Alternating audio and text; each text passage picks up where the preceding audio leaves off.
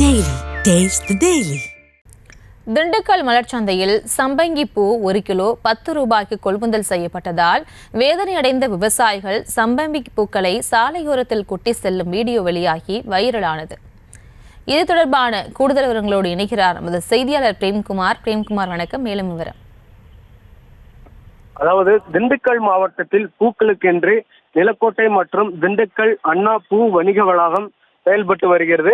இந்நிலையில் திண்டுக்கலை சுற்றியுள்ள வெள்ளோடு, நரசிங்கபுரம், கல்லுப்பட்டி, சானார்பட்டி, தாடிக்கொம்பு, ரெட்டியாச்சத்திரம் உள்ளிட்ட பல்வேறு பகுதிகளில் சாகுபடி செய்யப்படும் பூக்களை திண்டுக்கல் அண்ணா பூச்சந்தைக்கு விவசாயிகள் கொண்டு வந்து விற்பனை செய்து வருகின்றனர். மேலும் இங்கிருந்து தமிழகத்தின் பல்வேறு மாவட்டங்கள் மற்றும் வெளி மாநிலங்களுக்கும் தினசரி பல டன் பூக்கள் ஏற்றுமதி செய்யப்பட்டு வருகிறது.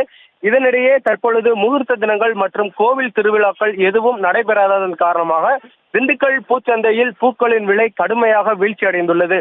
குறிப்பாக சம்மங்கி 1 கிலோ 10 ரூபாய்க்கு விற்பனையாகி வருவதால் அதனை தோட்டத்தில் பறித்து வாகனத்தில் ஏற்றி சந்தைக்கு கொண்டு வரக்கூடிய கூலி கூட கிடைக்காத நிலையில் பூக்களை சந்தைக்கு கொண்டு வந்த விவசாயிகள் சாலையோரத்தில் கொட்டி செல்லும் வீடியோவானது தற்பொழுது சமூக வலைதளத்தில் வேகமாக பரவி வருகிறது.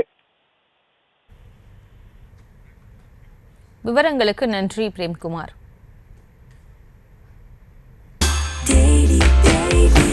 Taste the Daily.